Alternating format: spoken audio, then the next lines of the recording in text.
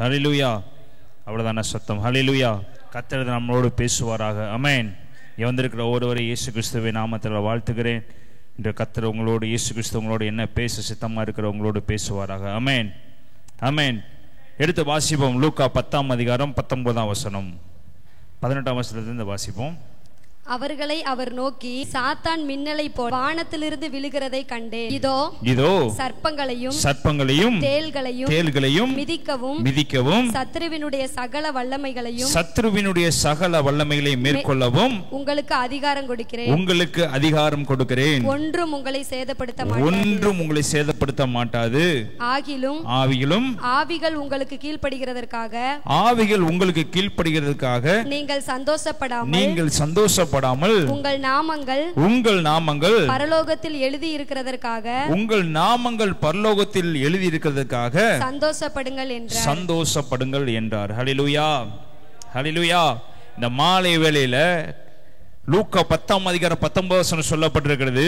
இதோ சர்ப்பங்களை தேள்களை மிதிக்கவும் சத்துனுடைய சகல வல்லமைகளை மேற்கொள்ளவும் உங்களுக்கு அதிகாரம் கொடுக்கிறேன். ஒன்றும் உங்களை சேதப்படுத்த மாட்டாது. இந்த கடைசி காலத்தில் அவர் உங்களுக்கு கொடுக்கிற அதிகாரம் ஒரு வித்தியாசமான அதிகாரத்தை உங்களுக்கு கொடுக்கிறாரு. சர்ப்பங்களையும் தேள்களையும் மிதிக்கிறது தக்கதான அதிகாரத்தை உங்களுக்கு கொடுக்கிறாரு. மகிமையின் அதிகாரத்தை உங்களுக்கு கொடுக்கிறாரு. இந்த உலக காரியங்களுக்கு பயப்படாமல் இருக்கும்படிக்கு, எழுந்து நிற்கும்படிக்கு, இயேசு கிறிஸ்துவின் பெயரை சொல்லி நிமிர்ந்து நிற்கும்படி அதிகாரத்தை இன்று உங்களுக்கு கர்த்தர் கொடுக்கிறாரு. எல்லாவற்றுக்கும் அதிகாரத்தை கொடுக்கிறேன். ஒன்றும் உங்களை சேதப்படுத்தாது. நீங்க சர்ப்பங்களை மிதிக்கும்படியாக, தேள்களை மிதிக்கும்படியாக அதிகாரத்தை உங்களுக்கு கொடுக்கிறாரு. அது ஒன்றும் உங்களை சேதப்படுத்தாது. பக்கத்துல பார்த்து சொல்லுங்க, இயேசு விசுவாசிக்கிற உங்களுக்கு ஒரு சேதமும் இருக்க போவதில்லை. இயேசு விசுவாசிக்கிற உங்களுக்கு ஒரு பிரச்சனையும் இருக்க போவதில்லை. இயேசுவை விசுவாசிக்க உங்களுக்கு அவர் அதிகாரத்தை கொடுத்திருக்கிறாரு.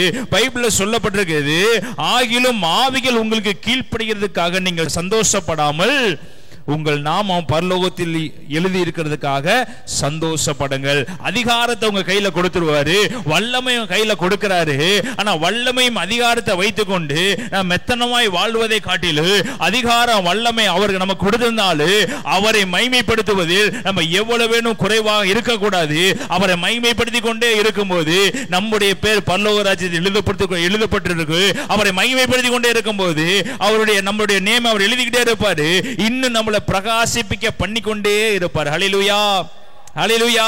ஏன் அதிகாரம் கிரியை செய்யவில்லை என்றால், ஏன் அதிகாரம் சில பேருக்கு கொடுக்க மாட்டேங்கிறார் என்றால், நம்முடைய நற்கிரிகள் வித்தியாசமான இருக்கிறபடினால நம்முடைய நற்கிரிகள் அதிகாரத்தை கொடுத்தா இவங்க மேன்மை பாராட்டிடுவாங்க, இவங்க விழுந்து போயிடுவாங்க, இவங்க அதை மேன்மையா நினைப்பால் என்பதற்காக சில பேருக்கு அந்த அதிகாரம் தடுக்கப்படுகிறது.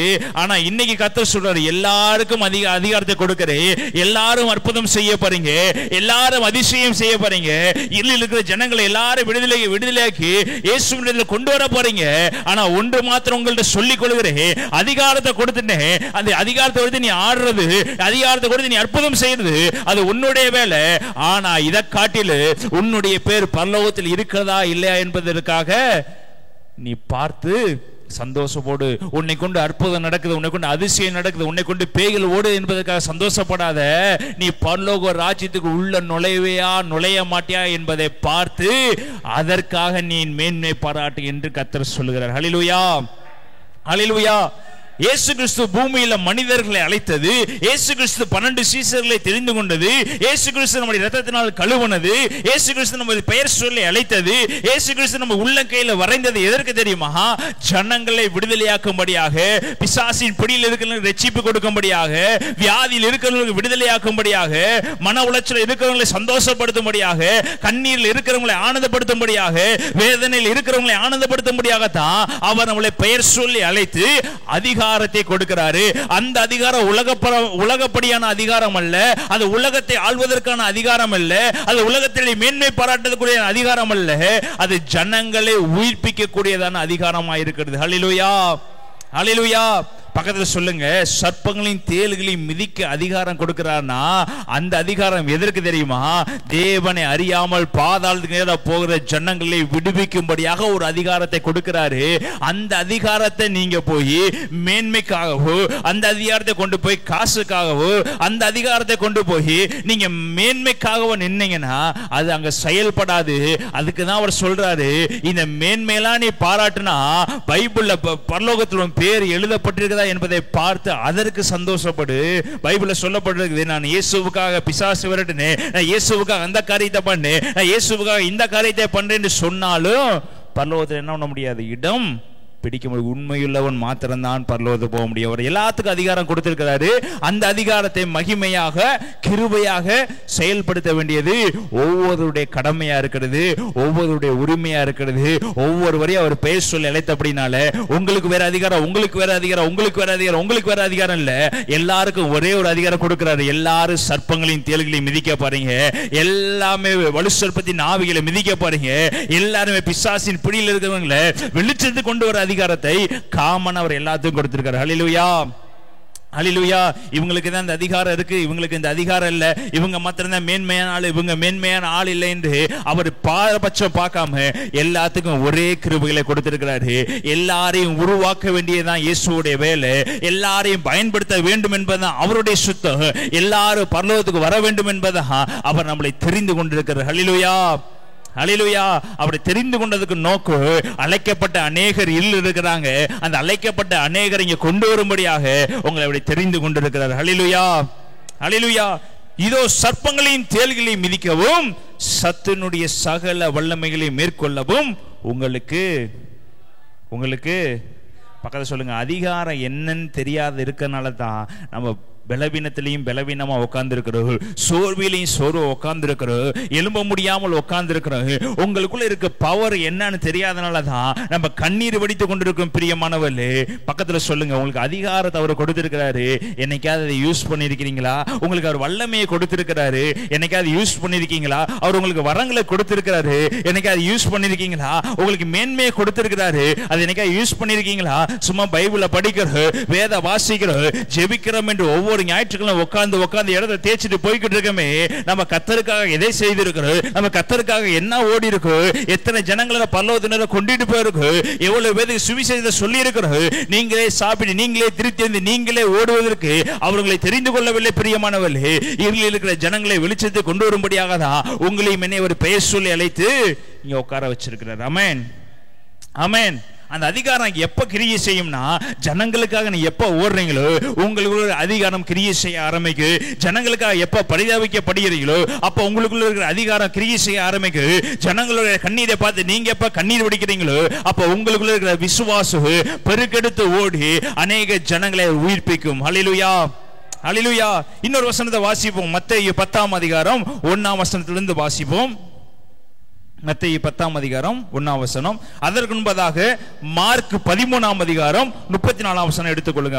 அக்காலத்திலே நீங்கள் அறியாதபடியால் எச்சரிக்கையாய் இருங்கள், விழித்திருந்து ஜெபம் பண்ணுங்கள். ஒரு மனுஷன் தன் வீட்டை விட்டு பிரதேசத்துக்கு பிரயாணம் போக எத்தனிக்கும் போது தன் ஊழியக்காரருக்கு அதிகாரம் கொடுத்து அவன் அவனுக்கு தன் வேலையை நியமித்து விழித்திருக்கும்படிக்கு காவல் காக்கிறவனுக்கு கற்பிப்பான். எழுதப்பட்டிருக்கிறது, என்ன எழுதப்பட்டிருக்கிறது? ஒரு மனுஷன் தன் வீட்டை விட்டு செல்லும் போது, ஒரு மனுஷன் வெளியூருக்கு பிரயாணம் செல்லும் போது, ஒரு மனுஷன் வெளிநாட்டுக்கு பிரயாணம் செய்யும் போது, ஒரு வாரமோ ஒரு மாதமோ ஒரு 2 நாளோ ஒரு 3 நாளோ பிரயாணம் செய்யும் போது தன் வீட்டை பாதுகாப்பதற்காக ஒரு காவலாளியை வைப்பான். அந்த காவலாளி அதற்கு முன்பதாக வீட்டுக்காரன் தான் அதுக்கு அதிகாரியா இருப்பான். ஆனா வெளியே ஊரை விட்டு ஊருக்கு போகும்போது, வெளியூருக்கு போகும்போது அந்த அதிகாரத்தை யாருக்கு கொடுப்பாரு? காவலாளிக்கு. இது நாள் வரைக்கும் அதிகாரியா இல்லாதவன், இது நாள் வரைக்கும் அந்த உரிமையை பெற்றுக்கொள்ளாதவன் எப்ப பெற்றுக்கொள்கிறான்? தன்னுடைய எஜமான் வெளியூருக்கு சொல்லும் போது சகல அதிகாரத்தையும் யாரு கொடுத்துட்டு போறாரு? வேலைக்காரனுக்கு. இப்ப இயேசு கிறிஸ்து பரலோகத்துக்கு செல்லும் போது யாருக்கு அதிகாரம் கொடுத்துட்டு போனாரு சொல்லுங்க? யாரு கொடுத்துட்டு போனாரு? சத்தமா சொல்லுங்க, நீங்க பேசணும். இப்போ ஒரு வீட்டு எஜமானா இருக்கிறவரே தன் காவலாளிக்கு என்ன கொடுத்துட்டு போறாரு? பிரதேசத்திற்கு பிரயாணம் போக எத்தனைக்கும் போது தன் ஊழியக்காரங்களுக்கு எதை கொடுக்கிறாரு சொல்லுங்க? எதை கொடுக்கிறாரு? அதிகாரத்தை கொடுக்கிறார். அந்த அதிகாரம் எப்படிப்பட்டது? வீட்டுக்குள்ள போலாம், வீட்டில் இருக்கிறத பார்க்கலாம், வீட்டை பராமரிக்கலாம். யாரு வந்தாலும் எஜமான் இல்ல, வெளியே போயிட்டாரு, இப்ப நான் தான் அதுக்கு எஜமான் சொல்ற அளவுக்கு என்ன பண்ணிட்டாரு? அதிகாரத்தை கொடுத்துட்டு அவனுக்கு தன் தன் வேலையை நியமித்து விழித்திருக்கும்படி காவல் காக்கிறவனுக்கு அப்ப அதிகாரத்தை கொடுத்துட்டாருல்ல. அதிகாரத்தை கொடுத்தவர் என்ன பண்ணணும்? அந்த காவலாளியுடைய வேலை என்ன வேலை? நீ ஒரு வாரத்துக்கு வீடு யார் கண்ட்ரோலு? என்னோட கண்ட்ரோலு. ஒரு மாசத்துக்கு வீடு யாரோட கண்ட்ரோலு? என்னோட கண்ட்ரோலு. ஒரு வருஷத்துக்கு வீட்டோட கண்ட்ரோல் யார் கண்ட்ரோலு? நான் காவலாளியோட ட்ரெஸ்ஸும் போட்டுக்கலாம், அதிகாரத்தை கொடுத்தபடினால நான் மேன்மையின் வஸ்திரம் தரித்துக் கொள்ளலாம். வீட்டு எஜமான் வீட்டுக்குள்ள இருந்தா நான் ப்ளூ கலர் சட்டையோ இல்ல காக்கி கலர் சட்டையோ போட்டு வாசப்படியில உட்கார்ந்து இருக்கலாம். ஆனா அவர் எனக்கு அதிகாரம் கொடுத்துட்டு வெளியே போயிட்டாரு. இப்ப நான் எந்த ட்ரெஸ் போட்டு வாசப்படியில உட்கார்ந்து அதிகாரம் பண்ணாலும் யாருக்கும் தெரிய போவதில்லை. ஏனென்றா வீட்டு எஜமானே எனக்கு என்னத்தை கொடுத்துட்டு போயிட்டாரு? அதிகாரத்தை. இப்ப இந்த காவலாளி என்ன செய்கிறார்? வாசிங்க. அப்படியே நீங்களும் விழித்திருங்கள், ஏனெனில் வீட்டு எஜமான் சாயங்காலத்திலோ நடுராத்திரியிலோ சேவல் கூறும் நேரத்திலோ காலையிலோ எப்பொழுது வருவான் என்று நீங்கள் அறியாதிருக்கிறீர்கள். நீங்கள் நினையாத வேளையில் அவன் வந்து உங்களை தூங்குகிறவர்களாக கண்டுபிடியாதபடிக்கு விழித்திருங்கள். நான் உங்களுக்கு சொல்லுகிறதை எல்லாருக்கும் சொல்லுகிறேன். நான் உங்களுக்கு சொல்லுகிறதை எல்லாருக்கும் சொல்லுகிறேன். விழித்திருங்கள் என்றார். விழித்திருங்கள். இது புரியுதுங்களா? அந்த வசனம் புரியுதுங்களா? உங்களுக்கு அதிகாரத்தை கொடுத்துட்டு அவர் போயிட்டாரு. காவலாளிக்கு வீட்டு எஜமான் அதிகாரத்தை கொடுத்துட்டு வெளியூருக்கு போயிட்டாரு. அவர் எப்ப வருவேன்னு சொல்லாம போயிட்டாரு. எப்ப வருவேன்னு என்ன பண்ணிட்டாரு? சொல்லாம போயிட்டாரு. நம்ம சொல்லிடுவோம், அப்ப ஒரு வாரம் வெளியூருக்கு போயிட்டு ஒரு வாரத்துல வந்துடுவேன், 2 நாள் ஊருக்கு போயிட்டு 2 நாள்ல. அப்ப ஒரு நாள் ஃபர்ஸ்ட் நாள் முழுவதும் கவனிக்காம இருப்போம், நம்ம வேலையை செய்வோம். 2ஆம் நாள் மதிய வரைக்கும் நம்மளுடைய வேலை செய்வோம். 2ஆம் நாள் மதியத்துக்கு மேல இன்னைக்கு சாயந்தரம் வந்துருவேன்னு சொல்லி என்ன பண்ணிட்டாரு? எஜமான் சொல்லிட்டாரு. அப்போ மட்டும் கொஞ்சம் அப்படி அதிகாரப்படுத்தி என்ன பண்ணுவோம்? கொஞ்சம் நடிச்சு அவர் வர்றதுக்கு முன்னாடி நல்ல பேர் எடுத்துக்கிறதுக்காக என்ன பண்ணுவோம்? நடிப்போம். ஆனா எஜமான் எப்ப வருவார் என்று என்ன பண்ணவில்லை? தெரியவில்லை. தெரியாத சூழ்நிலையில எழுதப்பட்டிருக்கு, நீங்கள் நினையாத வேளையில் அவன் வந்து உங்களை தூங்குகிறவர்களாக கண்டுபிடியாதபடி. அப்போ அதிகாரத்தை கொடுத்து நம்ம என்ன பண்ணிட்டு இருக்கோங்க? சொல்லுங்க. அதிகாரத்தை உங்களுக்கு கொடுத்துட்டாரு. ஆனா என்ன பண்ணிட்டு இருக்கோம்? எஜமானன் எப்ப வருவாரு நமக்கு தெரியாது. ஆனா எஜமானன் வீட்டுக்கு வரும்போது அந்த அதிகாரத்தை நீ செயல்படுத்தாமல் தூங்கிக்கிட்டு இருந்தேனா நம்ம கைவிடப்பட்டு போயிடுவோம். அந்த அதிகாரத்தை நம்ம செயல்படுத்தாமல் இருந்தோம்னா நம்மளை பார்த்து அவர் சொல்வாரு, இப்படி இருக்கிறிய மகனே, உனக்கு நான் எல்லா அதிகாரத்தையும் கொடுத்துட்டு போயிருக்கேனே, சர்ப்பத்தை மிதிக்கிறவனுக்கு அதிகாரத்தை கொடுத்துட்டு போயிருக்கேனே, இருளில் இருக்கிற ஜனங்களை வெளிச்சத்தில் நடக்கிற அதிகாரத்தை கொடுத்துட்டு போனே, சாம்பல் இருக்கிறவனை தூக்குற அதிகாரத்தை ஒண்ணு கொடுத்துட்டு போனே, மரிச்சவனை உயிரோட எழுப்புற அதிகாரத்தை ஒண்ணு கொடுத்துட்டு போயிருந்தேனே, இன்னும் வேதனை இருக்கிறவங்கள தூக்கி எடுக்கிற அதிகாரத்தை கொடுத்துட்டு போனே, கேன்சரை சுகமாக்குற அதிகாரத்தை ஒண்ணு கொடுத்துட்டு போயிருந்தேனே. என்னப்பா பண்ண? என்ன பண்ணுன? அவர் கேட்பாரு. தூங்குகிற உன்னை பார்த்து என்ன பண்ணுவாரு? ஆனா இந்த அதிகாரத்தை எல்லாம் செயல்படுத்தி இருந்தாருன்னா அந்த காவலாளி எப்படி இருந்திருப்பான்? 24 மணி நேரம் விழிச்சிருந்து, ஆண்டவரே, எஜமானனே, நான் அதை செஞ்சேன், இவங்க உன்னை தேடி வந்தாங்க, அவங்களுக்கு இந்த வழியே சொன்னேன், அவங்க உன்னை தேடி வந்தாங்க, அந்த வழியே சொன்னேன், இவங்க இப்படிப்பட்ட வேதனையில் வந்திருந்தாங்க, இவங்களுக்கு என்னால முடிஞ்ச உதவி செய்து அவளை அனுப்பி வச்சு என்று வரிசையாக என்ன பண்ணலாம்? நம்ம செய்த நன்மைகளை எஜமான இடத்துல சொல்லி காமிக்கலாம். ஆனா தூங்கி கொண்டு இருந்தோம்னா அப்போ உனக்கு கொடுத்த அதிகாரத்தை கொடுத்து நம்ம சும்மா உட்காரத்துக்கு அவர் நம்ம தெரிந்து கொள்ள. பக்கத்தில் சொல்லுங்க, உங்களுக்கு இருக்க அதிகாரத்தை சும்மா வைக்கிறதுக்காக உங்களுக்கு கொடுக்கல, உங்களை எழும்பி நிற்க பண்ணுறதுக்காக அதிகாரத்தை கொடுத்திருக்காரு. ஹல்லேலூயா, ஹல்லேலூயா. எழும்பி நிற்கணும் பிரியமானவர்களே. ஏன்னா அவர் கொடுக்கிற அதிகாரம் வல்லமையுள்ள அதிகாரம். அவர் சர்வ வல்லமையுள்ளவர். அப்பேற்பட்ட சத்தம் உள்ளவரு பரலோகத்துக்கு போகும்போது அந்த எல்லா அதிகாரத்தையும் எனக்கு கொடுத்திருக்கிறாரு, உங்களுக்கு கொடுத்திருக்கிறாரு. இப்படிப்பட்ட அதிகாரத்தை வைத்துக் கொண்டு தூங்கி கொண்டு இருக்கிறீங்களா? விழித்துக் கொள்ளுங்க, கர்த்தர் உங்களை கொண்டு செய்யற காரியம் பயங்கரமா இருக்கும். ஹல்லேலூயா, ஹல்லேலூயா. இன்னொரு வசனத்தை எடுத்து வாசிப்போம். மத்தேயு 10ஆம் அதிகாரம் 1ஆம் வசனத்திலிருந்து வாசிப்போம். அப்பொழுது அவர் தம்முடைய 12 சீஷர்களையும் தம்மிடத்தில் வரவழைத்து அசுத்த ஆவிகளை துரத்தவும் சகல வியாதிகளையும் சகல நோய்களையும் நீக்கவும் அவர்களுக்கு அதிகாரம் கொடுத்தார். அந்த 12 அப்போஸ்தலருடைய நாமங்கள் ஆவன. அந்த 12 அப்போஸ்தலர் நாமங்கள் உங்களுக்கு தெரியும். அடுத்து 5ஆம் வசனத்தை வாசிங்க. இந்த 12வரையும் இயேசு அனுப்புகையில் அவர்களுக்கு கட்டளையிட்டு சொன்னது என்னவென்றால் அப்போ 12 பேருக்கும் அதிகாரம் கொடுக்கிறாரு. இயேசு 12 பேரை செலக்ட் பண்றாரு. அந்த 12 பேருடைய நேம சொல்லப்பட்டிருக்குது. அவங்க பேரு பேதுரு, யாக்கோபு என்று வரிசையை சொல்லிட்டு அந்த 12 பேருக்கு ஒரு கட்டளை எடுக்கிறாரு. உனக்கு அதிகாரத்தை கொடுத்துட்டே, உனக்கு வல்லமையை கொடுத்துட்டே, நீ எழும்பி பிரகாசி என்று சொல்லிவிட்டு சில கட்டளைகளை கொடுக்கிறாரு. அந்த கட்டளைகள் என்ன? வாசிங்க. நீங்கள் புறஜாதியார் நாடுகளுக்கு போகாமலும் சமாரியர் பட்டணங்களில் பிரவேசியாமலும் காணாமற் போன ஆடுகளாகிய இஸ்ரவேல் வீட்டாரிடத்திற்கு போங்கள். போகையில் பரலோக ராஜ்யம் சமீபித்திருக்கிறது என்று பிரசங்கியுங்கள். வியாதி உள்ளவர்களை சுத்தமாக்குங்கள், குஷ்டரோகிகளை சுத்தம் பண்ணுங்கள், மரித்தோரை எழுப்புங்கள், பிசாசுகளை துரத்துங்கள், இலவசமாய் பெற்றீர்கள், இலவசமாய் கொடுங்கள். உங்கள் கச்சைகளில் பொன்னையாவது வெள்ளியாவது செம்பையாவது வலிக்காக பையையாவது 2 அங்கிகளையாவது பாதரட்சைகளையாவது தடியையாவது தேடி வைக்க வேண்டாம். வேலையால் தன் ஆகாரத்துக்கு பாத்திரவானாய் இருக்கிறான். ஹல்லேலூயா, ஹல்லேலூயா. இயேசு கிறிஸ்து 12 சீஷர்களுக்கு அதிகாரம் கொடுத்து ஒரே ஒரு கட்டளை கொடுக்கிறாரு. நீங்க இஸ்ரவேல் ஜனங்கள்ட்ட போங்க, சிதறடிக்கப்பட்டவங்கள்ட்ட போங்க, பின்மாற்றமா போனவங்கள்ட்ட போங்க, சபைக்கு வராதவங்கள்ட்ட போங்க, சுவிசேஷம் அறிவிக்கப்பட்டு தன் மனதை கடினப்படுத்துறவங்கள்ட்ட போங்க. அவங்கள்ட்ட எல்லாம் போய் சுவிசேஷம் சொல்லுங்க. வியாதியில இருக்கிறவங்களை சுகமாக்குங்க, பிள்ளி சுண்ணியமா இருக்கிறவங்களை சுகமாக்குங்க, பலவீனமா இருக்கிறவங்களை சுகமாக்குங்க, குஷ்டரோகிய கண்களை திறங்க, சத்தவன உயிரோட எழுப்புங்க. இது மாதிரி காரியங்களை மாற்ற இந்த அதிகாரத்தை கொண்டு செய்யுங்க. உனக்குன்னு ஒரு பணத்தையோ, உனக்குன்னு ஒரு சந்தோஷத்தையோ, உனக்குன்னு ஒரு உடையையோ, உனக்குன்னு ஒன்றை உன் அதிகாரத்தில் எடுத்துக்கொள்ளாத. நீ ஊழியம் செய்தேனா அதற்கேற்ற பலன் உன்னை தேடி வரும்.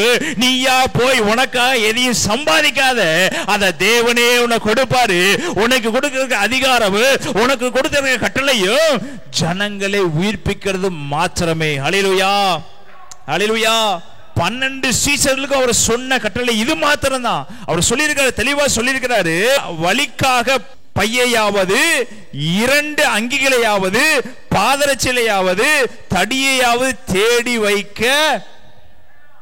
உனக்காக 2 பையையும் 2 வஸ்திரத்தையும் 2 தேடி வைக்க வேண்டாம். உன்னுடைய வேலை என்னன்னா, போகையில் பரலோக ராஜ்யம் சமயமா இருக்குது என்று பிரசியுங்கள், வியாதி உள்ளவர்களை சுத்தமாக்குங்கள், குஷ்டரோகிகளை சுத்தம் பண்ணுங்கள், மரித்தோரை எழுப்புங்கள், பிசாசுகளை துரத்துங்கள், காசு கொடுத்து பெற்றீர்கள், காசு கொடுத்து வாங்குங்கள் எழுதப்பட்டிருக்கிறதா? என்ன எழுதப்பட்டிருக்கிறது? அதிகாரத்தை எப்படி கொடுத்திருக்கிறாரு? இன்னைக்கு இருக்க அதிகாரம் ஓட்டு போட்டு அதிகாரத்தை பெற்றுக்கொள்றாங்க, காசு கொடுத்து அதிகாரத்தை பெற்றுக்கொள்றாங்க, காசு கொடுத்து வேலை வாங்கி அதிகாரியா மாறுறாங்க. ஆனா இயேசு கொடுத்திருக்க அதிகாரம் இலவசமாய் கொடுத்திருக்கிறாரு. இயேசு கொடுத்திருக்க வல்லமை இலவசமாய் கொடுத்திருக்கிறாரு. நீங்க சர்ப்பங்களையும் தேள்களையும் மிதிக்கிற அதிகாரத்தை அவர் இலவசமாய் கொடுத்திருக்கிறாரு. இலவசமாய் பெற்றுக்கொண்ட நீங்கள் பிசாசின் பிடியில் இருக்கிறவங்களை விடுதலையாக்கும்படியாக உங்களுக்கு கொடுத்திருக்கிறாரு. இலவசமாய் பெற்றீர்கள். சொல்லுங்க, எப்படி கொடுக்கணுமா? இலவசமா. ஃபர்ஸ்ட் அதிகாரத்தை யூஸ் பண்றோமா? ஃபர்ஸ்ட் பெற்று கொண்டுட்டீங்க, அதை யூஸ் பண்றதுக்கு நமக்கு விசுவாசம் இருக்கிறதா, இல்லை யூஸ் பண்றதுக்கு நமக்கு அதிகாரம் இருக்குங்கிறது ஒரு நினைப்பு உங்களுக்கு இருக்கிறதா, இல்லை எனக்கு அதிகாரமே இல்லைன்னு நினைக்கிறீங்களா? எனக்கு ஒன்றும் புரியவில்லை. அவர் 12 சீஷர்களுக்கு சொல்லி அந்த 12 சீஷர்களை வைத்து இருக்கிற எல்லா ஜனங்களுக்கும் அதிகாரத்தை கொடுத்தாரு. ஹல்லேலூயா, ஹல்லேலூயா. அந்த 12 சீஷர்களும் போய் இந்த பூமியில அந்த 12 சீஷர்கள் மட்டும் தான் அதிகாரம் கொடுத்தாருன்னா, இந்த பூமியில ஜுவாலிக்கிற எந்த ஊழியருக்கும் அந்த அதிகாரம் கொடுக்கப்பட்டிருக்கிறாரு. எந்த ஜனங்களுக்கு அந்த அதிகாரம் கொடுக்கப்பட்டிருக்கிறாரு, அந்த 12 பேத்துக்கு மாத்திரம் தான் அந்த அதிகாரம் என்ன பண்ணிருக்கும், கொடுக்கப்பட்டிருக்கணும். ஆனா அவர் அப்படி பண்ணல. அந்த 12 பேத்தை வச்சு இருக்கிற எல்லா ஜனங்களுக்கு, எல்லா பூமியில இருக்கிற எல்லா ஜனங்களுக்கும் அதிகாரம் போகும்படியாக சத்தியத்தை சொல்லி 2 பேராக ஒவ்வொரு நாட்டுக்கு அனுப்பி தன்னுடைய சத்தியத்தையும் தன்னுடைய அதிகாரத்தையும் ஜனங்களுக்கு போதிக்கும்படி அந்த 12 சீஷர்களுக்கும் அவர் சொல்லியிருந்தார். ஹல்லேலூயா. அந்த 12 சீஷர்களுக்கு சொன்ன ஒரே வார்த்தை, பணத்துக்காக எங்கேயும் ஓடாதீங்க, உனக்காக எங்கேயும் ஓடாத, உனக்கு கொடுத்திருக்க அதிகாரம் வல்லமையுள்ள அதிகாரம். ஜனங்கள் உன்னை தேடி வந்து விழும்படியாக, ஜனங்கள் உன் பாதத்திலிருந்து விடும்படியாக அநேக பில்லிசுனிய ஜனங்களை, அநேக பாவத்தில் இருக்கிற ஜனங்களை, அநேக வியாதியில் இருக்கிற ஜனங்களை, அநேக குஷ்டரோகிகளையும் உன் பக்கத்திலிருந்து விழ பண்ணுவே.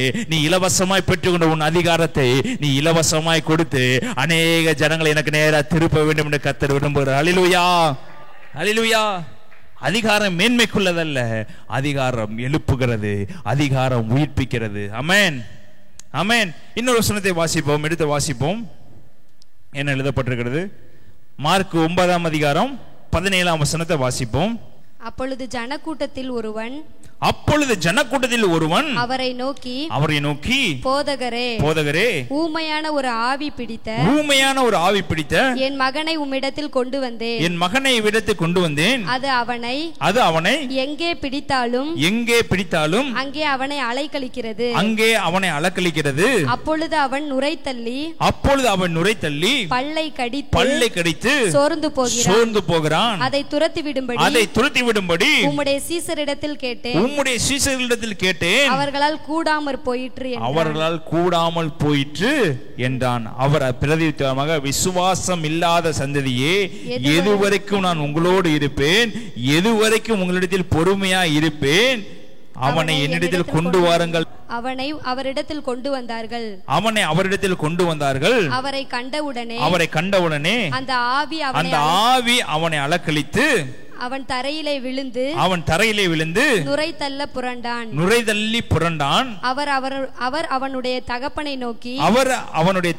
நோக்கி இது இவனுக்கு உண்டாகி எவ்வளவு காலமாயிற்று என்று கேட்டார். அதற்கு அவன், சிறுவயது முதற்கொண்டே உண்டாயிருக்கிறது, இவனை கொல்லும்படிக்கு அது அநேக தரம் தீயிலும் தண்ணீரிலும் தள்ளிற்று. நீர் ஏதாகிலும் செய்யக்கூடுமானால் எங்கள் மேல் மனதிறங்கி எங்களுக்கு உதவி செய்ய வேண்டும் என்றார். இயேசு அவனை நோக்கி நீ விசுவாசிக்க கூடுமானால் ஆகும், விசுவாசிக்கிறவனுக்கு எல்லாம் கூடும் என்றார். உடனே பிள்ளையின் தகப்பன், விசுவாசிக்க ஆண்டவரே, என் அவிசுவாசம் நீங்கும்படி உதவி செய்யும் என்று கண்ணீரோடு சத்தமிட்டு சொன்னான். இங்க ஒரு ஊமையின் ஆவி இருக்கிறது. இந்த ஊமையின் ஆவி பிடிச்சவன் அடிக்கடி தீயிலும் அடிக்கடி தண்ணீரிலும் என்ன பண்ணுகிறான், விழுகிறான். இவனை சுகப்படுத்தும்படி அநேகர் இடத்துல கூட்டிட்டு போனாங்க. யாரிடத்திலும் சுகம் கிடைக்கவில்லை. எவ்வளவோ கோயிலுக்குள்ள ஏறினாங்க, சுகம் கிடைக்கவில்லை. இயேசுடைய சீஷர்களை தூக்கிட்டு வர்றாங்க. ஊமையின் ஆவி பிடித்தவன், இவன் தீயிலும் தண்ணீரிலும் நுரைதள்ளி கிடக்கிறான். இவனை எப்படியாவது சுகப்படுத்த வேண்டும் என்று இயேசுவின் சீஷர்களிடத்தில் கொண்டு வராங்க. ஆனால் அவர்களால் கூடாமல் போயிற்று. ஆனா இயேசு சீஷர்களுக்கு என்ன கொடுத்திருந்தார்? அதிகாரத்தை கொடுத்திருந்தார். என்ன அதிகாரத்தை கொடுத்திருந்தாரு? சர்ப்பங்களையும் தேள்களையும் மிதிக்கிற அதிகாரத்தையும், நீங்கள் புறப்பட்டு போய் பில்லி சுனியங்களை சுகப்படுத்துங்கள், வியாதியஸ்தரை குணமாக்குங்கள், கீழே இருக்கவனை என்ன பண்ணுங்க, உயர்த்தி விடுங்கள், பலவீனனை சுகமாக்குங்க, குருடருடைய கண்களை திறங்க, மரிச்சவனை உயிரோடு எழுப்புங்க. இப்படிங்கிற அதிகாரத்தை இயேசு கிறிஸ்து சீஷர்களுக்கு கொடுத்திருந்தாரு. ஆனா அந்த சீஷர்களிட தேடி ஜனங்கள் வர்றாங்க. ஊமையான ஒரு மனுஷனை கூட்டிட்டு வராங்க. ஆனா என்ன பண்ண முடியவில்லை, கூடாமல் போயிற்று. ஏனென்றால் தன்னுடைய அதிகாரம் எப்படிப்பட்டது என்று அவரால் விளங்கிக் கொள்ள முடியவில்லை. இயேசு நமக்கு எப்படிப்பட்ட அதிகாரத்தை கொடுத்திருக்கிறார் என்பதை அவர்களால் தெரிந்து கொள்ள முடியவில்லை. ஏனென்றால் இயேசு நம்மளோடு கூட இருக்கிறபடினால அவர்கள் என்ன பண்ணவில்லை, இப்படிப்பட்ட பிரச்சனை நம்மளை தேடி வரும்போது அதற்கு எப்படி தப்பித்து விலகி போடுவது, எப்படி அதற்கு ஒதுங்கி போவது, இப்பொழுது என்னை தேடி வர்றாங்க, ஊமையின் ஆவியை உடனே சுகப்படுத்த வேண்டும், அவன் நுரை தள்ளி நாக்க கடிக்கிறான், இவன்ட்டு அடி வாங்க ஓடுவதற்கான வழிகளை மாத்திரம்தான் நாமளும் இன்று செய்து கொண்டிருக்கிறோம். 2 அடி அடிச்சான எங்க போகுதுன்னு தெரியாமல் பிசாசு பிடிச்சவன் பல்ல கடிக்கிறத பார்த்து 4 அடிக்கு பின்னாடி நிற்கிற பிள்ளைகள் தான் இன்று இருக்கிறோம். ஆனா கர்த்தர் சொல்றாரு, எது வரைக்கும் நான் உங்களோடு கூட இருப்பேன், விசுவாசம் இல்லாத சந்ததியே எது வரைக்கும் நான் உங்களோடு கூட இருப்பேன், எது வரைக்கும் உங்களிடத்தில் பொறுமையா இருப்பேன், அவனை என்னிடத்தில் கொண்டு. இப்ப இயேசப்பா உங்களை பார்த்து பேசுறாரு, எது வரைக்கும் நீங்க இப்படியே உட்கார்ந்துருப்பீங்க, எது வரைக்கும் இப்படியே நீங்க உங்க வாழ்க்கையை ஓட்டலாம் என்று நினைக்கிறீங்க, எது வரைக்கும் ஜனங்களை உயிர்ப்பிக்காமையே உட்காரலாம் என்று நினைக்கிறீங்க. உங்களை பார்த்து தான் இயேசுவா பேசுறாரு. உங்களுக்கு எல்லா அதிகாரத்தையும் கொடுத்திருக்கிறேன், ஆனா என்ன பண்ணி கொண்டு இருக்கிறீங்க? அதிகாரம் கொடுக்காம, எனக்கு அந்த அதிகாரம் கொடுக்கல, எனக்கு பிசாசு வளர்ற அதிகாரம் கொடுக்கல, எனக்கு தீர்க்கதரிசனம் சொல்ற அதிகாரம் கொடுக்கல, எனக்கு சுவிசேஷம் சொல்ற அதிகாரமே கொடுக்கலன்னு சொல்லி நீங்க உட்கார்ந்தீங்கன்னா, சரி பாவம் அதிகாரம் உங்களுக்கு கிடைக்கவில்லை என்று சொல்லி நாங்க என்ன பண்ணலாம், ஏசப்பா உங்களுக்கு அதிகாரம் கொடுங்கள் என்று மன்றாடி கேட்கலாம். ஆனா அவர் எல்லாருக்கும் என்ன பண்ணுறதுக்கு அதிகாரத்தை கொடுத்திருக்கிறாரு. சுவிசேஷம் சொல்லுவதே ஒரு அதிகாரம் தான். நீங்க சுவிசேஷம் சொல்லும் போது அமைதியை கேட்கறதே ஒரு அதிகாரம் தான், ஒரு கட்டளை தான். ஆண்டவர் உங்களுக்கு அந்த கிருபையை கொடுக்கலன்னா நீங்க சுவிசேஷத்தை கூட என்ன பண்ண முடியாது, சொல்ல முடியாது. இந்த சுவிசேஷத்தை நம்ம எத்தனை பேத்துக்கு சொல்லி இருக்கிறோம்? எத்தனை பேருக்கு முன்பதாக நம்ம நற்சாட்சியா வாழ்ந்திருக்கிறோம்? எத்தனை பேருக்கு முன்பதாக நான் இயேசுதான் தெய்வம் என்பதை, இயேசு தெய்வம் என்பதை சாட்சியை நிரூபித்திருக்கிறோம்? நம்முடைய மனநிலைகள், நம்முடைய செய்கைகள், நம்முடைய நடக்கைகள் எத்தனை தடவை இயேசுவை பிரதிபலித்திருக்கிறது? பிரதிபலித்தாதானே குருடன் உன்னை தேடி வருவான், பிரதிபலித்தாதானே சப்பானி உன்னை தேடி வருவான், பிரதிபலித்தாதானே உன்னை தேடி ஜனங்கள் ஓடி வருவாங்க. நம்மள்டே சாட்சி இல்லாதப்ப நம்ம ஊமையின் ஆவி எப்படி சுகப்படுத்த முடியும்? 12 சீசன்ல பார்த்து ஓடுறாங்க, ஊமையின் ஆவி நுரைதள்ளி விழுகிறா, தீயில போய் விழுகிறா. இதை பார்த்த உடனே இந்த 12 சீசன்ல ஒருத்தன் தீயிலையும் தண்ணியில் விழுந்து ஒரு 4 பேர் பிடிச்சு 2 பேர் ஜெபம் பண்ணினாலும் அங்க அற்புதம் நடந்திருக்கும். அந்த 12 பேர் இதை பார்த்த உடனே என்ன பண்ணிட்டாங்க? இன்னைக்கு 100 பேர் வந்தாலும் நம்ம ஓடிக்கொண்டுதான் இருக்கிறோம். ஏசப்பா சொல்றாரு, எது வரைக்கும் நான் உங்களோடு கூட இருப்பேன். அடுத்த வசனம் வாசிங்க. அவர் தகப்பனை நோக்கி கேட்கிறாரு, இது இவனுக்கு உண்டாகி எவ்வளவு காலமாயிற்று? எவ்வளவு காலமாயிற்றுன்னா, அவன் பிறந்ததுலேருந்து ஒரு 10 வயசு வைத்துக் கொள்ளுங்க, ஒரு 12 வயசு வைத்துக் கொள்ளுங்க, ஒரு 15 வயசு, ஒரு 20 கூட வைத்துக் கொள்ளுங்க. இத்தனை ஆண்டு காலமா அவன் தீயில விழுந்து கொண்டிருக்கிறான், இத்தனை ஆண்டு காலமா நுரைதள்ளி கிடக்கிறான், இத்தனை ஆண்டு காலமா ஊமையா இருக்கிறான். இப்படிப்பட்ட தகப்பன் பார்த்துட்டு எப்படிங்க சும்மா இருப்பாரு? எப்படியாவது எனக்கு சுகமாக்க வேண்டும், ஒவ்வொரு காலில் வந்து விழுகிறாரு. எவ்வளவோ இடங்களில் போய் விழுகிறாங்க. நம்ம பார்த்துட்டு இங்க வாங்க அற்புதம் நடக்குன்னு ஒரு வார்த்தை வாயை திறந்து சொல்ல மாட்டேங்கிறோம். இயேசுவ நண்பங்களுக்கு அதிசயம் நடக்குன்னு சொல்ல மாட்டேங்கிறோம். எவ்வளவோ பேர் வியாதியோட உட்கார்ந்துருக்காங்க, பஸ் ஸ்டாண்ட்ல உட்கார்ந்துருக்காங்க. எவ்வளவோ பேர் வியாதியோட கண்ணீரோடு ஒவ்வொரு தெருவில் நடந்து கொண்டு இருக்கிறாங்க. எவ்வளவு பேர் பிச்சை எடுத்து கொண்டு இருக்கிறாங்க. எத்தனை பேருக்கு இங்க அதிகாரத்தை யூஸ் பண்ணிருக்கீங்க? ஒரு 100 ரூபாய் கொடுத்துட்டு இயேசு நல்லவர், இயேசுவை நம்புங்க, அவர் உயிர்ப்பிப்பான்னு எத்தனை பேர் சொல்லி இருக்கிறோம்? இப்படி நம்ம சொல்லாம இருந்தோம்னா கடைசியில சொல்லுவார், உனக்கு அதிகாரம் கொடுத்தேன், வல்லமை கொடுத்தேன், எல்லாம் கொடுத்தேன், ஆனா உன் பேரு பரலோகத்தில் என்ன பண்ணலப்பா, எழுதப்படல. காவலாளிக்கு அதிகாரம் கொடுத்து தூங்கி கொண்டிருக்கும் போது எஜமானன் வந்து எட்டி பார்த்தா, தூங்காதபடி விழித்திருங்கள், சர்ப்பங்களையும் தேள்களையும் மிதிக்க அதிகாரம் வேணும், கர்த்தர் வல்லமையை கொடுத்துட்டாரு, எனக்கு இப்பொழுதே வேணும் என்று அனாயிட்டிங் செக்ஷன் நடத்துறோம், வல்லமையின் கூட நடத்துறது, ஜெபமாக நடக்குது, ஓடுறோம். ஏசப்பா எனக்கு வரங்க கொடு, வல்லமை கொடு, எல்லாமே கொடுத்துட்டு நீ யூஸ் பண்ணவே இல்லையே மகளே, யூஸ் பண்ணவே இல்லையே மகனே, இன்னும் வந்து எனக்கு மன்றாடி அதை கொடு, இதை கொடு, அந்நிய பாச கொடு, வரங்களை கொடு. எத்தனை வாட்டி அதை யூஸ் பண்ணிருக்கீங்க? எத்தனை பேருக்கு அது பிரயோஜனமா இருந்திருக்கு? எத்தனை பேர் அதை எழுப்பி இருக்கிறீங்க? அதிகாரத்தை எல்லாவற்றையும் கொடுத்திருக்கிறேன். 12 சீசனுக்கு அதிகாரம் கொடுத்திருக்கிறாரு. ஆனா ஊமையுள்ளவன் தேடி வருகிறான். ஆனா சுகமாக்கும்படிக்கு விசுவாசம் சீசனுக்கு இல்லாமல் இருந்தது. தேடி வர்றாங்க, ஜனங்கள் தேடி வர்றாங்க, சுகமாக்குவதற்கு விசுவாசம் இல்லாமல் போயிற்று. ஆனா அந்த ஊமையனுடைய தகப்பனுக்கு பாத்துருங்க, அவன் கேட்கிறான், எனக்கு அவிசுவாசத்தை விட்டு என்னை விட்டு எப்படியாவது அகற்றிடுங்க. நம்ம கேட்டிருக்கோமா, என் வாழ்க்கையில் எனக்கு அவிசுவாசம் இல்லாதபடி நீ அகற்றுங்க ஏசப்பா, எனக்குள்ள எப்பொழுது விசுவாசம் மாத்திரம் தான் இருக்கணும், எனக்குள்ள அவிசுவாசம் நீ நெருக்கி கொண்டிருக்கிறது, அவிசுவாசம் எப்ப பார்த்தாலும் என் வாழ்க்கையில இருந்து கொண்டிருக்கிறது, அவிசுவாசம் எப்பாவது விடணும் என்று நினைக்கிறேன், என்னால விட முடியவில்லை என்று எத்தனை பேர் தேவனுடைய சமூகத்தில் ஜெபம் பண்ணி இருக்கிறோம். அந்த தகப்பன் ரட்சிக்கப்படாதவன் தன்னுடைய மகனுக்காக வந்து தேவனுடைய மண்டிடுகிறான். ஆனா மண்டிட்டவன் சொல்றான், எனக்கு அவிசுவாசம் இருக்குது, அதை என்னுடைய மனநிலையில மாற்ற முடியாது, என்னுடைய மூளையில அந்த அவிசுவாசத்தை மாற்ற முடியாது, என்னுடைய சூழ்நிலை அவிசுவாசம் என் வாழ்க்கையில இருந்துட்டு தான் இருக்கு, அதை என்னால மாற்ற முடியாது, நான் விசுவாசிக்கிறேன், ஆனா எனக்குள்ள இருக்க அவிசுவாசத்தை நீங்க நீக்கி போடுங்க, எனக்குள்ள இருக்க அவிசுவாசத்தை நீங்க எடுத்து போடுங்க என்று சொல்லி அந்த தகப்பன் தேவனிடத்தில் மன்றாடுகிறான். அல்லேலூயா, அல்லேலூயா. தெளிவாக எழுதப்பட்டிருக்கிறது, நீ விசுவாசிக்க கூடுமானால் ஆகும், விசுவாசிக்கிறவனுக்கு எல்லாம் கூடும் என்றார். அடுத்த வசனம் தான், உடனே பிள்ளையின் தகப்பன் என்ன பண்ணிட்டான், விசுவாசிட்டார். உடனே என்ன பண்ணிட்டார் பிள்ளையின் தகப்பன், விசுவாசித்தாரு. நம்மளும் விசுவாசிக்கிறோம் இல்லைன்னு சொல்ல, இயேசுவை விசுவாசிக்கிறோம், இயேசு தான் தேவன் என்பது தெரியும், அவர் அற்புதம் செய்வார் என்று தெரியும், விசுவாசிக்கிறோம். ஆனா நமக்குள்ள இன்னொன்னு இருக்குது, அதை எனக்கு எடுத்து வெளியே போட்டிருக்கிறோமா, எடுத்து வெளியே போட்டிருக்கோமா, இல்ல ஏசப்பாட தான் கேட்டிருக்கோமா, ஏசப்பா இது நடக்கும்னா விசுவாசிக்கிறேன். அடுத்த நிமிஷம் சொல்லுவோம், நானும் ஒரு வருஷம் ஜெபம் மட்டும் தான் இருக்கேன், என்ன பண்ண மாட்டேங்குது, ஆட்டோமேட்டிக்கா அவிசுவாசம் எங்க வந்துருச்சு. பக்கத்துல சொல்றோம், கர்த்தர் உங்களுக்கு அற்புதம் செய்வார், வல்லமை செய்வார்னு புறஜாதிகளுக்கு சொல்லிட்டு நம்ம விசுவாசத்தை பார்த்துட்டு ஒரு வருஷம் ஜெபம் பண்ணிக்கிறேன் பிரதர், இது வரைக்கும் என்ன ஆகல, இருக்கிற ஆளையை சேர்த்து காலை என்ன பண்ணி விட்டுறது, வெளியே பார்த்தா பெரிய அபிஷேகம் பெற்றவனாட்டி, வெளியே பார்த்தோம்னா பெரிய வல்லமை பெற்றவனாட்டியா முக்காடா போட்டுக்கிட்டு, வெளியே பார்த்தோம்னா டிப்டாப்பா பிளைன் ட்ரெஸ்ஸை போட்டுட்டு பைபிளை தூக்கி தலையில வச்சுட்டு அற்புதம் செய்வாங்கிறது, வெளியே வந்துட்டு எனக்கு ஆண்டவர் இந்த வேலை கொடுக்க மாட்டேங்கிறாரு, எனக்கு இந்த அற்புதம் செய்யவில்லை, இனி வெளிவேஷம் போட்டேன்னா ஒண்ணுமே. அதுக்குதான் தகப்பன் சொல்றாரு ஒரே ஒரு வார்த்தை, ஆண்டவரே என் அவிசுவாசம் நீங்கும்படி உதவி செய்யும் என்று கண்ணீரோடே சத்தமிட்டு. என்னைக்காவது உங்க கண்ணில இருந்து ஒரு போட்டு கண்ணீர் வந்து என் அவிசுவாசத்தை நீக்கும் என்று கேட்டிருப்போமா வாழ்க்கையில? இத்தனை ஆண்டு காலங்களில் ஜெபம் பண்ணி கொண்டிருக்கிறீங்களே, ஒரு நாளாவது என்னுடைய புறம் பேசுற வாயை எடுத்து போடுங்க, என்னுடைய கெட்ட எண்ணங்களை எடுத்து போடுங்க, அவிசுவாசத்தை எடுத்து போடுங்க.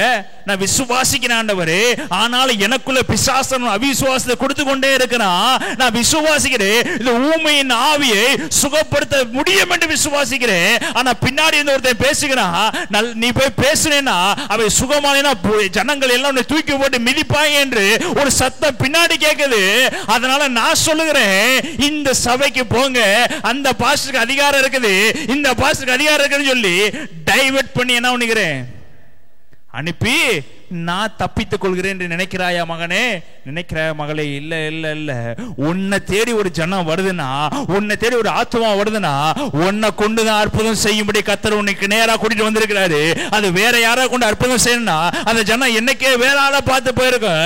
ஆனா உன்னை தேடி வருகிற ஜனங்களே, உன்கிட்ட அட்வைஸ் கேட்கிற வர ஜனங்களே, உன்கிட்ட உதவி கேட்கிற வர ஜனங்களே, உன்னை பார்த்து எனக்கு அற்புதம், என்னை உன்னை பார்த்து உங்களுடைய தேவன் என்னை ஜெபம் பண்ணிக்கொள்ள என்று ஒரு வார்த்தை சொல்ற ஜனங்கள்ட்ட நம்ம என்னத்தை பேசி கொண்டிருக்கிறோம்?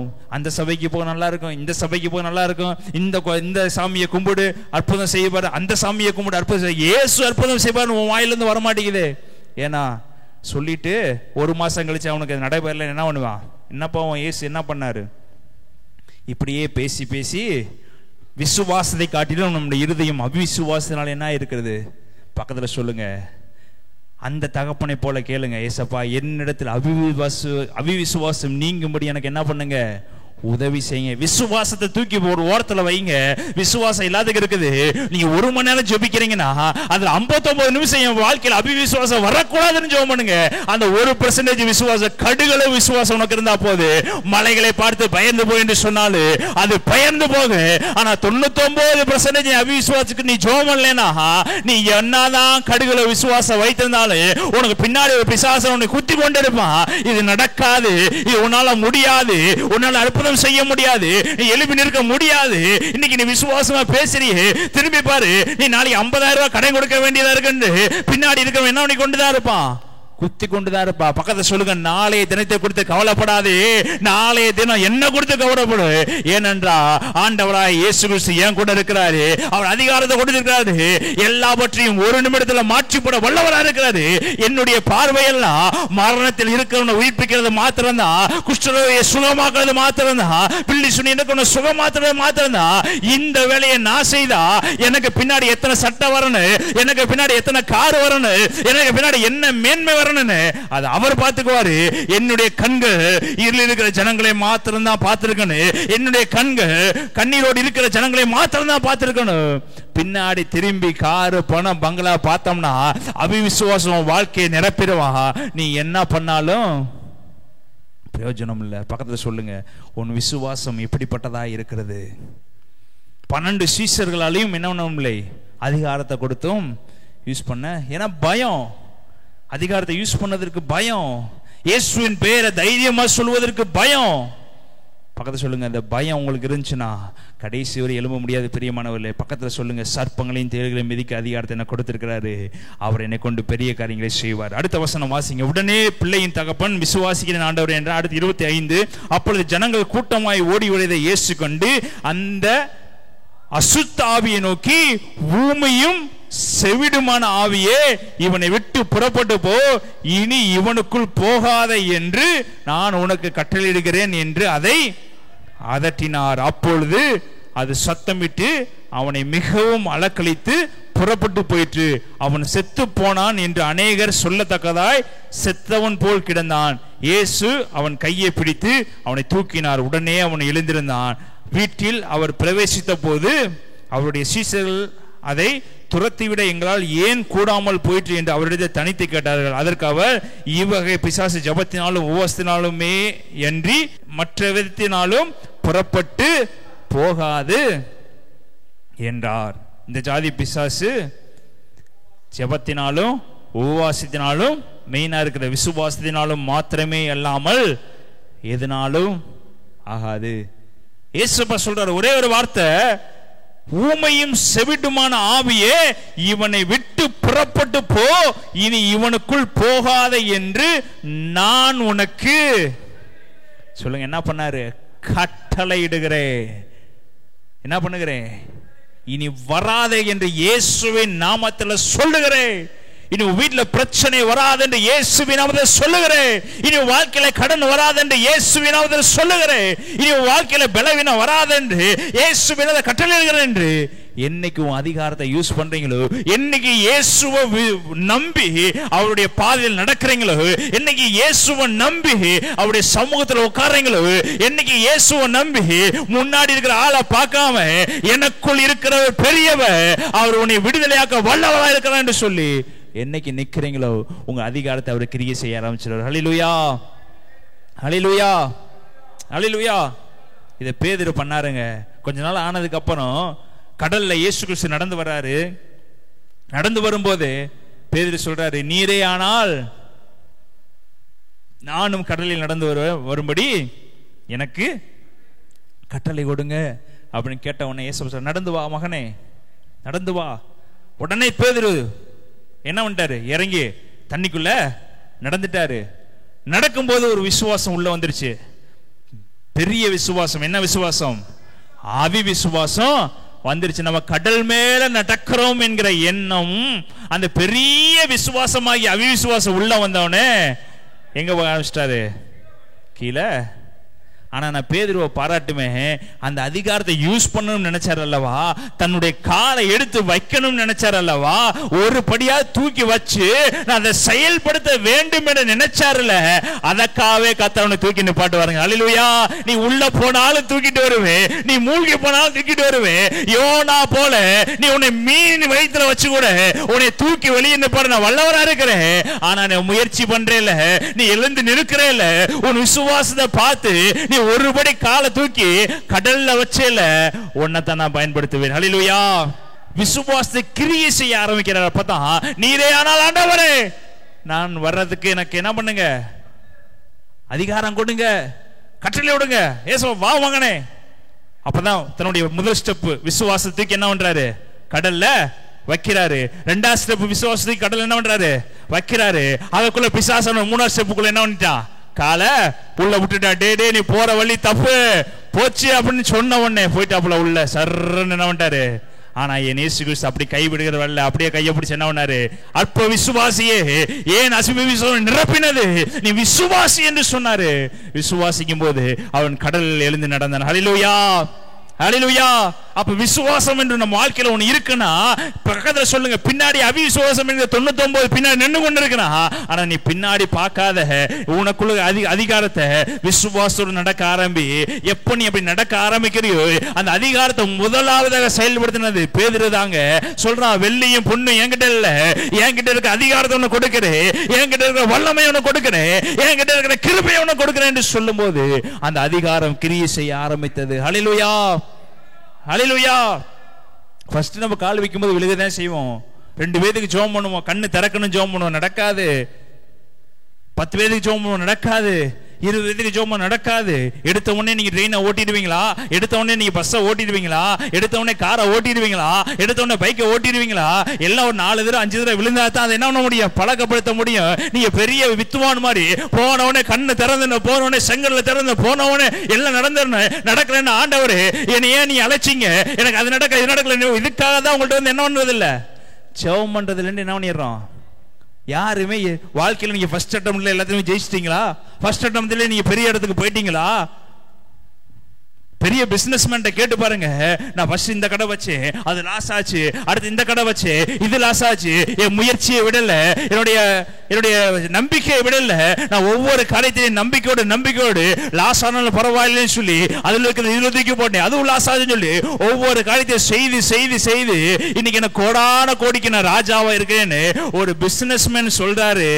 ஆனா அந்த விசுவாசத்தை நீ ஒரு போட்டு தூக்கி போடுறீங்களா? பக்கத்துல சொல்லுங்க, 100 தடவை விழுந்தாலும் 101 தடவை நில்லுங்க, இயேசு எனக்கு அற்புதம் செய்வார். நின்னுங்க. 200 தடவை விழுந்தாலும் 201 தடவை நில்லுங்க, இயேசு எனக்கு அற்புதம் செய்வாரு. 500 தடவை விழுந்தாலும் 501 தடவை நில்லுங்க, இயேசு அற்புதம் செய்வார். நின்னீங்கன்னா உங்களை கொண்டு அவர் நிற்கிற பாறை மிகவும் பயங்கரமானதா இருக்கு. நீங்க விழுக அவர் உங்களை தூக்கி கொண்டே இருப்பாரு. அன்னைக்கு ஒருவேளை பேதுரு விழுகும் போது ஆண்டவரே என்னை காப்பாற்றுங்க, ஆண்டவரே என்னை விட்டுருங்கன்னு சொல்லி விட்டுருந்தா அவன் உள்ள போயிருப்பான். ஆனா அந்த தைரியம் 11 சீசனுக்கு இல்ல, அந்த ஒரு தைரியம் பேதுருக்குள்ள இருந்தது. காலை வச்சா உள்ள போனா, ஆனா கத்த தூக்கி நிப்பாட்டினாரு. ட்ரை பண்ணா ஒரு கால் மேல ஏறிச்சு, 2வது கால் மேல ஏறிச்சு, 3வது நாள் உள்ள போச்சு. ஆனா 5வது கால் எங்க வந்துச்சுங்க? மேல மேல மேல மேல இயேசுவின் கையை பிடித்து நடந்து வச்சுங்க.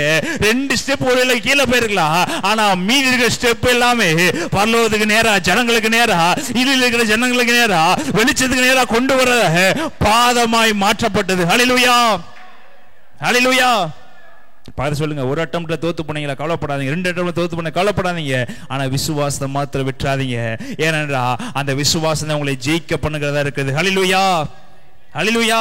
சர்ப்பங்களை ஃபர்ஸ்ட் மிதிக்க பயமா தான் இருக்கு, 2வது தடவை மிதிக்க பயமா தான் இருக்கு, ஒரு 10 தடவை மிதிக்க பயமா தான் இருக்கு, அது கொத்திருமோடு பயம் இருக்கு. ஆனா அதில் நடக்க ஆரம்பிச்சிட்டீங்கன்னா அது கர்த்தர் உங்களுக்கு சாதாரணமா மாத்திடுவாரு.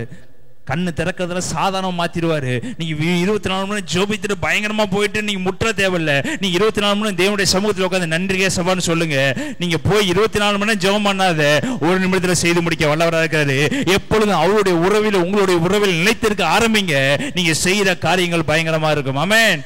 அவரோட நீங்க நிலைத்து இருந்தாவே அவிவிசுவாசம் என்கிறது ஓடியே போயிடும். பக்கத்துல என்ன ஆகாது? வராது. இந்த அதிகாரத்தை பழைய ஏற்பாட்டில் ஒருத்தர் பயங்கரமா யூஸ் பண்ணார். யோசுவா என்ன சொல்ற? சூரியனை பார்த்து தரித்தங்க நெல்லு, சந்திரனை பார்த்து தரித்தங்க நெல்லு என்று சொல்லும் போது சூரியனும் சந்திரனும் தரித்து நின்றது. யோசுவா 10ஆம் அதிகாரம் 12ஆம் வசனம் முழுவதும் நீங்க வாசித்து பாருங்க.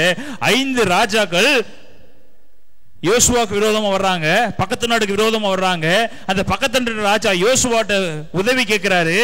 இந்த நாட்டை, அசிரிய நாட்டை அழிச்சிடுவாங்க, நீங்க எனக்கு உதவி செய்ய என்று கேட்கும் போது யோசுவா என்ன பண்றாரு? கிளம்பி கில்காலுக்கு அடியில போறாரு. கில்காலுக்கு அடியில போருக்கு போறாரு. போருக்கு போகும்போதே பிதாவகை தேவன்டாரு வேண்டிட்டாரு. பிதாவகை தேவன்ட்ட வேண்டும் போது அவர் சொல்றாரு, நீ போ, உனக்காக நான் யுத்தம் பண்ணுவேன், உனக்காக நான் அற்புதம் செய்வேன், அவங்க எல்லாத்தையும் கையில் நான் ஒப்பு கொடுத்துட்டேன் என்று சொல்லிடுவாரு. யோசுவா போய் அவர்கள் மேல் விழுவான். ஆனா அங்க எழுதப்பட்டிருக்கிறது, யோசுவோடைய ஜனங்கள் பட்சித்ததை காட்டிலும் கல்மலைகள் பட்சித்தது அதிகம். அவன் கர்த்தர்கிட்ட வேண்டிட்டு போறான், அவனும் யுத்தம் பண்றான். ஒரு சிறு கல்மலையை பெய்ய பண்ணி கர்த்தரும் யுத்தம் செய்யறாரு. 2 பேரும் யுத்தம் செய்யறாங்க. கல்மலை பெய்து அநேக ஜனங்கள் செத்து போனாங்க. இத பார்த்துட்டு யோசுவா, இது பத்தாது, எனக்கு இந்த அற்புதம் பத்தாது, இவ்வளவு கொன்னது பத்தாது, இப்ப சொல்றேன் சாயங்காலம் ஆயிருச்சு, இருட்டாயிருச்சு, இப்படி ஆகக்கூடாது, இது யுத்தம் முடியக்கூடாது என்று சொல்லி நேரா பார்த்து சூரியனை பார்த்து நில்லுன்னு சொல்றான், சந்திரனை பார்த்து நில்லுன்னு சொல்றான். இந்த யுத்தம் இதோடு முடிய போவதில்லை, எல்லாத்தையும் சங்காரம் பண்ற அளவுக்கு, நான் சங்காரம் பண்ணி முடிக்கிற அளவுக்கு கர்த்தர் யுத்தம் செய்வாரு, நானும் யுத்தம் செய்வேன் என்று சொல்லி கர்த்தருடைய நாம கொண்டு சொல்லுகிறேன்னு சொல்லி சூரியனுக்கு சந்திரனுக்கு கட்டளையிட்டான். சூரியனும் சந்திரனும் நின்றது. பைபிள் எழுதப்பட்டிருக்கிறது, இதற்கு ஒத்த நாள் இதற்கு முன்னும் இல்லை, இதற்கு பின்னும். யோசுவாவை போல அதிகாரம் கொடுத்தது அதற்கு முன்னாடி யாரும் இல்லை, அதற்கு பின்னாடி யாரும் இல்லை. ஏன்னா கர்த்தருக்கு முன்பதாக விசுவாசமாய் வைராக்கியம் கொண்டு சொன்ன வார்த்தையை அவர் நிறைவேற்றுகிறவராக இருக்கிறார். ஹல்லேலூயா, ஹல்லேலூயா. இயேசுவோட வார்த்தை நிறைவேற்ற சாதாரணமான காரியமா? அங்க பார்த்தா கல்மலையை பெய்ய பண்ணிட்டு இருக்கிற ஆண்டவராகிய பிதாவாகிய தேவன் கல்மலையை பெய்து கொண்டிருக்கிறாரு. இப்ப யோசுவா நினைச்சிருந்தாருன்னா பரவாயில்ல, நமக்கு பதில் அவர் யுத்தம் செஞ்சுக்கிட்டே இருக்கிறாரு, அவர் அற்புதம் செய்து கொண்டே இருக்கிறாரு, அவரை ஜனங்களை வீழ்த்து கொண்டே இருக்கிறாரு, போதும் என்று சொல்லி ஓரத்துல உட்கார்ல பிரியமானவர்களே.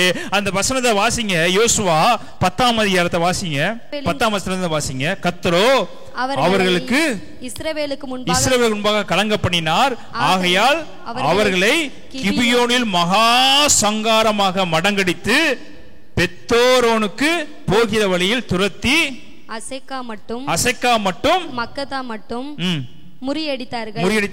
அவர்கள் பெத்ரோனில் இருக்கிற வழியிலே இஸ்ரவேலுக்கு முன்பாக ஓடி போகையில் அசெக்கா மட்டும் ஓடுகிற அவர்கள் மேல் கர்த்தர், நல்லா வாசிங்க, கர்த்தர் வானத்திலிருந்து பெரிய கற்களை விழப்பண்ணினார், அவர்கள் செத்தார்கள். இஸ்ரவேல் புத்திரர் பட்டயத்தால்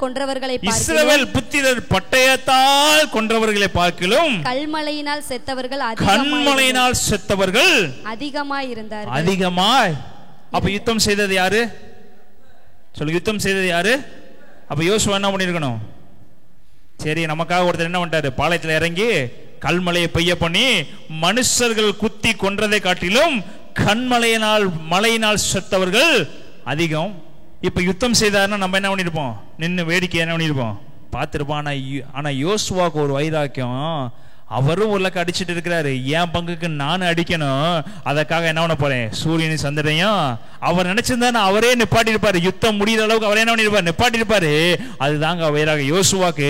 நீங்க ஒரு லக்கம் அடிக்கிறத அடிங்க ஆண்டவரே, நீங்க கொல்றவங்கள கொல்லுங்க ஆண்டவரே, நானும் என் பங்குக்கு என்ன பண்றேன்? எனக்கு மாம்சம் தானே, எனக்கு டைம் ஆயிரும், இருட்டாயிருச்சுன்னா இன்னும் கொஞ்சம் பேர் அசுத்தமானவங்க இருக்கிறாங்க, இன்னும் கொஞ்சம் பேர் விரோதமானவங்க இருக்கிறாங்க, அவங்களை கொல்ல முடியாமல் போயிடும் என்று சொல்லி ஒருவேளை யோசுவா நினைச்சிருந்தா ஒரு நொடி போல எல்லாத்தையும் ஆண்டவரை கொல்லுங்கன்னு சொல்லி ஒரு நொடியில் என்ன பண்ணிருப்பாரு? கொன்றுப்பாரு. ஆனா இவன் பங்குக்கு சொல்றான், இருட்டாயிட்டு இருக்குது, நேரம் ஆயிரும், அதனால என்ன பண்ணக்கூடாது? அந்த ஜனங்கள் தப்பித்து போயிடக்கூடாது என்பதற்காக தைரியமா சொல்றான். கர்த்தரை பார்த்து, சூரியனை நிப்பாட்டுங்க, சந்திரனை நிப்பாட்டுங்க, நானும் என்ன பண்ணுகிறேன்? யுத்தம் செய்கிறேன். 2 பேரும் யுத்தம் செய்து அந்த ஜனங்களை எல்லாரும் சங்காரம் பண்ணி போட்டார்கள். ஹல்லேலூயா, ஹல்லேலூயா. கர்த்தர் உங்களுக்காக யுத்தம் பண்ணுவாரு.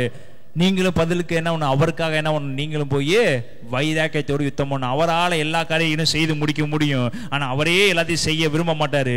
உங்களை கொண்டுதான் அவர் செய்ய சுத்தமா இருக்கிறாரு, உங்களை கொண்டுதான் அவர் அற்புதம் செய்ய சுத்தமா இருக்கிறாரு. நினைச்சிருந்தா நான் ஒரு நொடி போல இல்ல, ஜனங்கள் எல்லாரும் ரட்சிக்கப்படும் என்று சொன்னா உலகம் முழுவதும் ரட்சிக்கப்பட்டு அவர் மேன்மை அடைய விரும்பல, அவர் உங்கள் மூலியமா உங்களை மேன்மைப்படுத்த விரும்புகிறார். ஹல்லேலூயா, ஹல்லேலூயா. அப்ப யோசுவாக்கு அப்படிப்பட்ட அதிகாரத்தை கொடுத்திருந்தாரு, எலிசாவுக்கு அதிகாரத்தை கொடுத்திருந்தாரு. எலிசா சொல்றாரு, சீரியலுக்கு ராஜா எலிசாவை பிடிக்கும்படி ஜனங்களை அனுப்புறாரு. எலிசா ஒரே ஒரு வார்த்தை, இவங்களை கண் மயக்கம் உண்டாகும்படி செய்யும் என்று சொல்லும் போது கண் மயக்கம் உண்டானது. தன்னுடைய வேலைக்கு கண்களை திற என்று சொல்லும் போது கண்கள் திறக்கப்பட்டது. எப்படி இந்த அதிகாரம் வந்தது? யாருனால இந்த அதிகாரம் வந்தது? யோசுவாக்கு எப்படி இந்த அதிகாரம் வந்தது? ஏன்னா கர்த்தர் என் கூட இருக்கிறாங்க விசுவாசம் அவங்களுக்குள்ள இருந்துச்சு. என்னைக்கு இயேசு உங்களோட இருக்கிறாங்க விசுவாசம் உங்களுக்குள்ள இருக்குதோ கண்டிப்பா ஜனங்களுக்காக நீங்க முழங்கால் பட்டு விடுவீங்க. இயேசு இருக்கிறான்ற விசுவாசம் உங்களுக்கு இருந்துச்சுன்னா நீங்க ஜனங்களுக்காக கண்ணீர் வெடிக்க ஆரம்பிப்பீங்க. இயேசு உங்களுக்குள்ள இருக்கிறான்னு சொன்னா உங்களுக்கு அவிசுவாசம் வரக்கூடாது என்பதற்காக ஜெபம் பண்ண ஆரம்பிப்பீங்க. நீங்களும் அவிசுவாசம் வரக்கூடாது என்று ஜெபம் பண்ணுவீங்க. ஜனங்களுக்கு அவிசுவாசம் வரக்கூடாது என்று உங்க பக்கத்துல இருக்கிற உங்க சகோதரிய உங்க சகோதரி நீங்க தேற்ற ஆரம்பிப்பீங்க.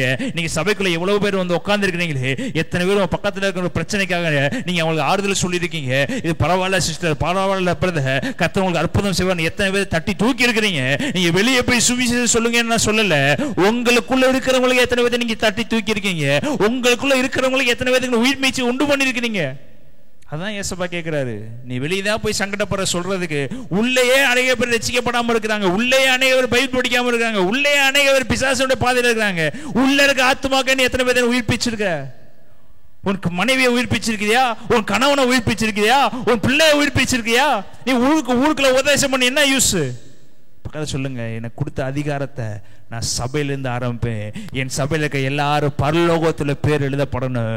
அதிகாரம் இருக்குன்னு எழுதப்படக்கூடாது, அதிகாரம் இருக்குன்னு சந்தோஷப்படக்கூடாது, பரலோகத்துல என் பேர் இருக்குன்னு சந்தோஷப்படணும். ஹல்லேலூயா, ஹல்லேலூயா. இப்ப பக்கத்துல சொல்லுங்க, இது நிறைய இருக்குது, அதெல்லாம் உங்களை பேச வர போதும். உங்களுக்கு சொல்லுங்க, சர்ப்பங்களையும் தேள்களையும் மிதிக்க அதிகாரத்தை அவர் எனக்கு கொடுத்திருக்கிறார். பக்கத்துல கை கொடுத்து சொல்லுங்க, எனக்கு கொடுத்திருக்கிறாரு. அந்த அதிகாரம் எதுக்குன்னா குருடரின் கண்களை திறக்கணும், மடங்கடிக்கப்பட்டவர்களை தூக்கி விடணும், சாபத்தில் இருக்கிறவங்களுக்கு விடுதலை கொடுக்கணும், பிசாசின் பிடியில் இருக்கிறவங்களை நான் தூக்கி விடணுங்கிறதுக்கு அதிகாரத்தை கொடுத்துருக்காரு.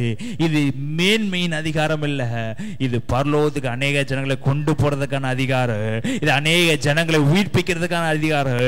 இது என்ன மேன்மைப்படுத்த ஒன்றுமே இல்லை பிரியமானவர்களே, என்ன மேன்மைப்படுத்த ஒன்றுமே இல்லை. இது நான் இயேசுவின் பார்வையிலிருந்து பார்த்து சொல்லுகிறேன். ஜனங்கள் அழிந்து கொண்டிருக்கிறாங்களே, அவங்களுக்காக நான் ஏதாவது ஒன்று செய்யணும். ஜனங்கள் அழிந்து கொண்டிருக்கிறாங்களே, அவங்களுக்காக ஏதாவது ஒரு காரியத்தை செய்யணும் என்றா இயேசு நல்லவர்னு சொல்லுங்க, இயேசு வல்லவர் சொல்லுங்க, அவங்களுக்கு அற்புதம் செய்வார்னு சொல்லுங்க. உனக்கு அற்புதம் நடைபெறலையா? உனக்கு ஒரு பெரிய அற்புதத்தை கடைசியில் வச்சிருப்பாருங்க. பிரியாணி சமைக்கிறவனுக்கு எப்பொழுது பிரியாணியோட டேஸ்ட் தெரியாது, அதை சாப்பிட்றவனுக்கு தான் இந்த கடைக்கு போக இந்த பிரியாணி டேஸ்டா இருக்குன்னு சமைக்கிறவனுக்கு தெரியாது, சாப்பிட்றவனுக்கு தான் தெரியும். ஒருவேளை உன்னோட மேன்மை உனக்கு தெரியாம இருக்கலாம், நீ வெளியே போய் சொல்லு, அதோட டேஸ்ட் அநேகருக்கு தெரியும். பிரியமானவர்களே, உனக்கு அதோட மேன்மை தெரியாது. உன்னை பார்க்கும்போது நீ அசுத்தமா இருப்ப, உன்னை பார்க்கும்போது நீ அதிகமா பைபிள் படிக்கல, நான் போய் சொல்வதுக்கு நான் தகுதியான ஆளா நீ நினைக்கலாம். ஆனா வெளியே இருக்கிறவங்களுக்கு நீ ஒரு அதிகாரம் படிச்சா கூட உன்னை காட்டில அவங்க கீழே இருக்கிறவங்க தான் அவங்க உன்னை பார்த்து ஆச்சரியமா பார்ப்பாங்களா. பக்கத்துல சொல்லுங்க, பேதுரு எந்த பைபிள் படிச்சு சுவிசேஷம் சொன்னாரு? இருக்கிற பவுல் எந்த பைபிள் படிச்சு சுவிசேஷம் சொன்னாரு? இயேசுவை தனக்குள்ள வச்சிருந்துட்டு அதை பிரதிபலிக்க ஆரம்பிச்சாங்க. இயேசுவை தனக்குள்ள வச்சுட்டு அதை வெளிப்படுத்த ஆரம்பிச்சாங்க.